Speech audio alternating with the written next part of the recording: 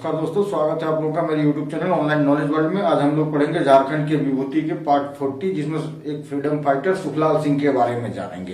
अंत तक देखते रहिए, जो जो इम्पोर्टेंट क्वेश्चन है सारा मैं कराता जाऊंगा। ठीक है, सबसे पहले इसका जन्म तिथि ये है, याद रख लीजिए। इम्पोर्टेंट नहीं है, नहीं पूछा जाएगा, फिर भी आपको याद करना चाहते हैं तो याद कर लीजिए। जो क्वेश्चन पूछा जाएगा, इसका जन्म कहाँ हुआ था। ठीक है, जन्म कहाँ हुआ था, इसका कार्य क्षेत्र कहाँ पे था। ठीक है, फ्रीडम फाइट में इसका क्या क्या योगदान है, फ्रीडम फाइट में योगदान। ठीक है, और कौन कौन से पोस्ट को होल्ड किए थे, ये सब चीज इंपॉर्टेंट है क्वेश्चन। सबसे पहले एक फैक्ट याद कर लीजिए आप, राम नारायण सिंह को तो जानते ही होंगे, राम नारायण सिंह। ठीक है, इसका टाइटल है बाबू, राम नारायण सिंह।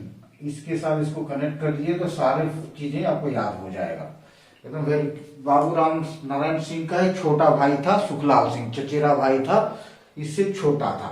तो बाबू राम नारायण सिंह तो बहुत इंपॉर्टेंट है, ये तो आपको एक एक चीज इसका याद रखना पड़ेगा। उसी से सुखलाल सिंह का भी याद रखना पड़ेगा। राम नारायण सिंह का जन्म कहाँ हुआ था, ये याद रखने के लिए क्या करना पड़ेगा आपको, हंटरगंज बोल के शहर है ना, हंटरगंज। तो हंटरगंज का नाम क्या हो गया, राम नारायण शालिग्राम सिंह नगर, शालिग्राम सिंह नगर, ये नाम हो गया। तो इस हंटरगंज का ना चतरा में है, चतरा जिला का एक ब्लॉक है। तो उससे आपको क्या याद हो जाएगा, राम नारायण सिंह कहाँ का था, चतरा का। शालिग्राम सिंह कहाँ का था, चतरा का। इसी से आपको याद हो जाएगा कि राम नारायण सिंह का भाई कौन था, सुखलाल सिंह। तो ये कहाँ का होगा, चतरा का, चतरा का। इसका जन्म कहाँ हुआ, चतरा। राम नारायण सिंह का जन्म किस गांव में हुआ, ठीक है, प्रखंड हंटरगंज होगा ही होगा। और ये गांव का नाम तेतरिया गांव। तो ये लोग चचेरा भाई था, तो ये इसका भी सुखलाल सिंह का जन्म कहाँ हुआ, तेतरिया गांव में होगा। ममेरा भाई रहता तो हो सकता है दूसरी जगह हो, चचे चाचा तो सेम गांव में रहते हैं। तो इसका जन्म कहाँ हुआ, चतरा जिला, हंटरगंज प्रखंड। अब नाम हो गया राम नारायण सिंह शालिग्राम, राम नारायण शालिग्राम सिंह नगर और तेतरिया गांव में। ठीक है, वेरी इंपॉर्टेंट क्वेश्चन ये है। आगे इसका कार्य क्षेत्र, कार्य क्षेत्र देखिए कई बुक्स में कहीं कहीं हजारीबाग दिया रहता होगा। ठीक है, और उस समय जब इसका कार्य क्षेत्र था तो हजारीबाग चतरा के भीतर में आता है। तो इसी दोनों में आप देख लीजिएगा कि हजारीबाग के जितने भी आंदोलन होंगे तो हेडक्वार्टर में ही मैक्सिमम होता है।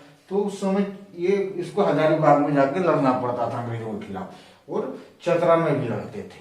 ठीक है, तो इसका कार्य क्षेत्र में हजारीबाग या चतरा होगा। ठीक है, इस एरिया में इन्होंने आंदोलन को आगे बढ़ाया था। फ्रीडम फाइट में इसका क्या क्या योगदान है, ठीक है, देखिए फ्रीडम फाइट में इसको, फ्रीडम फाइट में देखिए हमेशा असहयोग आंदोलन पूछता है, यही सब ना, असहयोग। सारे आंदोलन को आप बांट लीजिए, असहयोग आंदोलन। इसके बाद क्या हुआ था, 26 जनवरी 1930 ईस्वी में पूरे देश में प्रथम भारतीय स्वतंत्रता संग्राम की लड़ाई हुई थी, घोषणा किया गया था कांग्रेस द्वारा। ठीक है, तो इस दिन भी कुछ न कुछ होगा। इस दिन क्या हुआ था, पूरे इंडिया के हर एक ब्लॉक, हर एक गांव में तिरंगा झंडा फहराया गया था 26 जनवरी 1930। इसी 1930 में नमक कानून हुआ था। ठीक है, नमक आंदोलन, और नमक आंदोलन जैसे इस समाप्ति का कगार पे था, उसी समय सविनय अवज्ञा आंदोलन हुआ। सविनय अवज्ञा दोनों एक ही साल हुआ, ये खत्म हुआ ये शुरू हुआ सेम डे, सविनय अवज्ञा आंदोलन। और एक क्या लड़ाई है, भारत छोड़ो आंदोलन, भारत छोड़ो आंदोलन। तो जितने भी अभी हम क्रांतिकारियों को पढ़ेंगे तो सबका सही रिश्ता इन लोगों से होगा। और आपको ये याद रखना होगा कि वो उसमें क्या किया, वो उसमें क्या किया, वो उसमें क्या किया, वो उसमें क्या किया। क्योंकि अगर नेता है तो हर एक आंदोलन में हर एक कांग्रेस की जड़ें मजबूत हो गई थी, जिला तक जिला कांग्रेस कमेटी बन रही थी, तो जिला लेवल तक उसकी लड़ाई चल रही थी। तो हर एक आंदोलन में कुछ न कुछ योगदान होगा। तो असहयोग आंदोलन में देखिए क्या हुआ, इसमें एक पॉइंट याद रखिए, भाग तो लिया वो, तो चतरा जिला में, चतरा जेल में बंद था, ये आपको याद रखना पड़ेगा।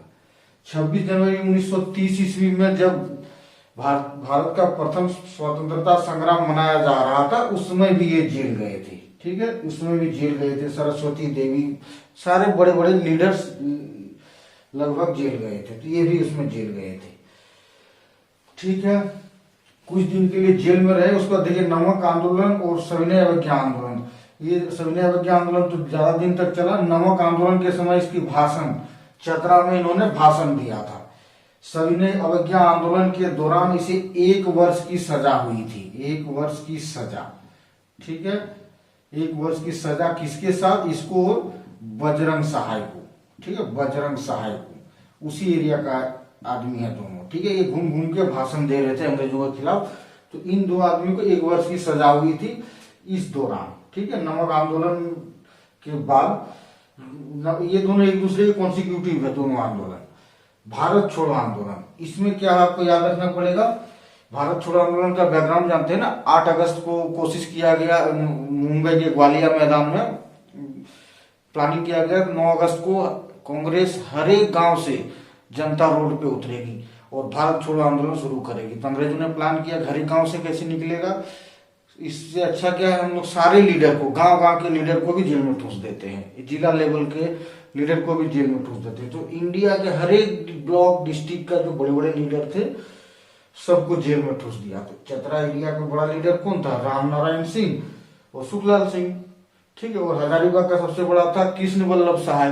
तो कृष्ण वल्लभ सहाय खुद उस ग्वालिया टैंक मैदान में गए हुए थे मीटिंग अटेंड करने के लिए, मुंबई गया हुआ था। तो वो ट्रेन से आ रहा था, तो उसको 11 अगस्त को ट्रेन में गिरफ्तार किया गया था गोमिया स्टेशन में। जैसे ट्रेन से उतरा मुंबई से आते हुए 11 अगस्त। उससे पहले 9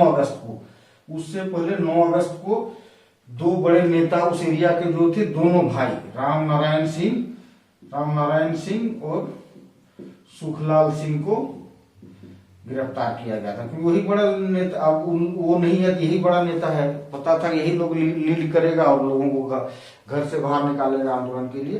तो ये डेट 9 अगस्त वाला याद रख लीजिएगा कि राम नारायण सिंह और सुखलाल सिंह, और 11 अगस्त वाला केवी सहाय। ठीक है, चलिए इतना इसका योगदान है। और ये योगदान छोटे 1-2 लाइन का हम लोग पढ़ रहे हैं, मगर इन्होंने मेहनत और कुर्बानी इससे ज्यादा ही दिया होगा। अब देखिए किन किन पोर्टफोलियो को ये होल्ड करता है। ठीक है,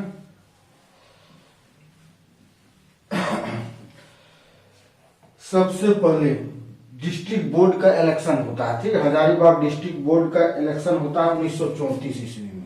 पोस्ट में पढ़ते हैं 1934 ईस्वी में हजारीबाग, उसमें हजारीबाग ही डिस्ट्रिक्ट हुआ था।